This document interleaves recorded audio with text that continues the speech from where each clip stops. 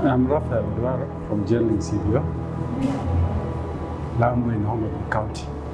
When I was growing up, as a young man, I was seeing a lot of good things in the society.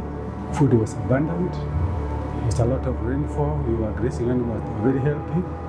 But all of a sudden, I started realizing things were getting opposite.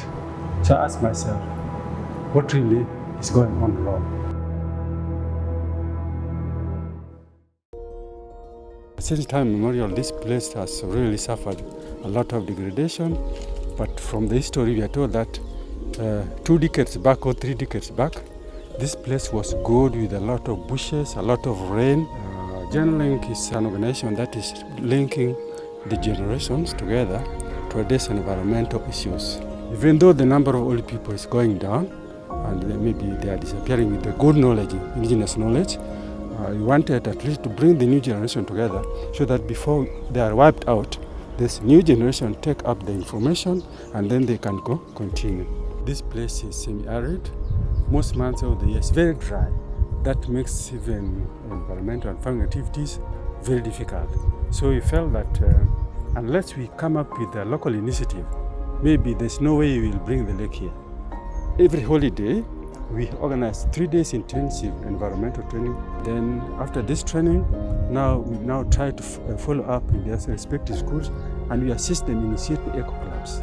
We were conducted with the World Vision Kenya and with the GenLink CBO. We realized that the degradation of the school compound was very rampant. Now we decided to manage trees which are growing naturally in the compound. We are not supposed to do mulching up to the stem of the tree, because termites can come and eat the stem and the tree will dry up. So if you leave a tree like this, the nutrient that will go to the branches will go into the main branch that will let it to grow a little bit faster and mature. We were learning in school agriculture, that is grade 5, and I came and told my mother that there is something known as FMNR. We need to practice it here in our home so that we can see some benefits that it can give us.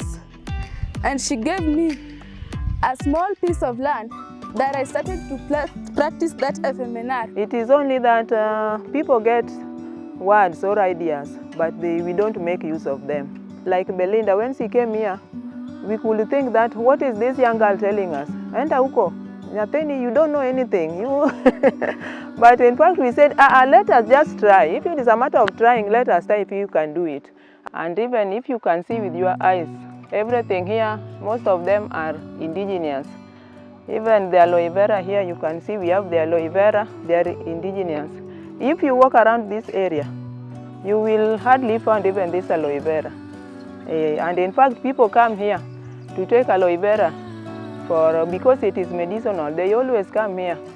We want even to sell it because we also want money.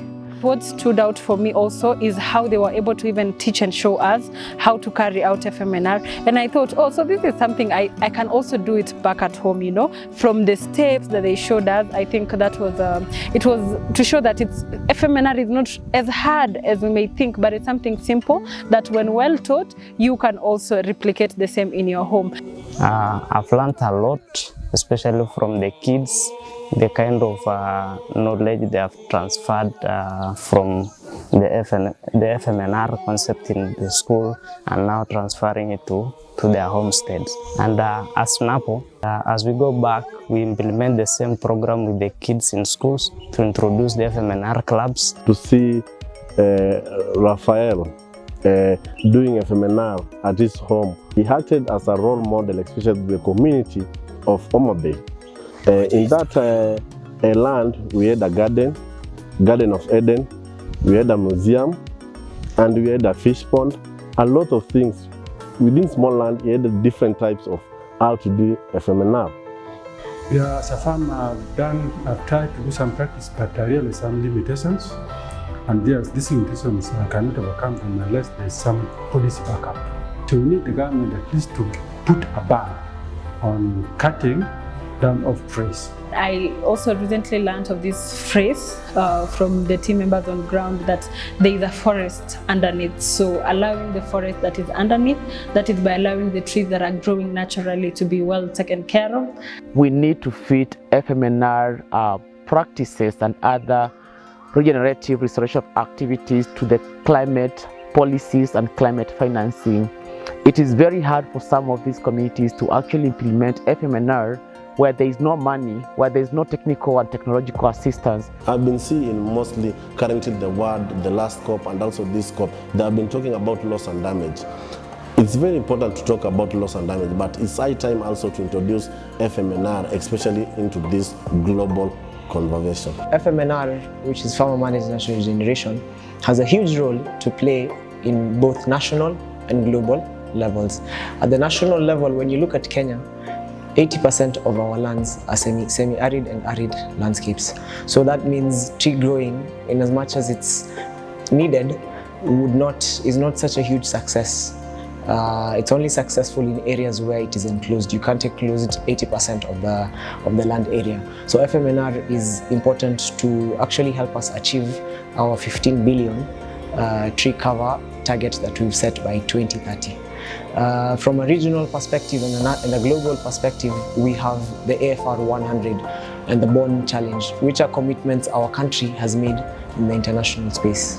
Secondly, we have the CBD, the Convention on Biological Diversity, targets 2 states that we need to protect 30%, to restore 30% of our land by 2030.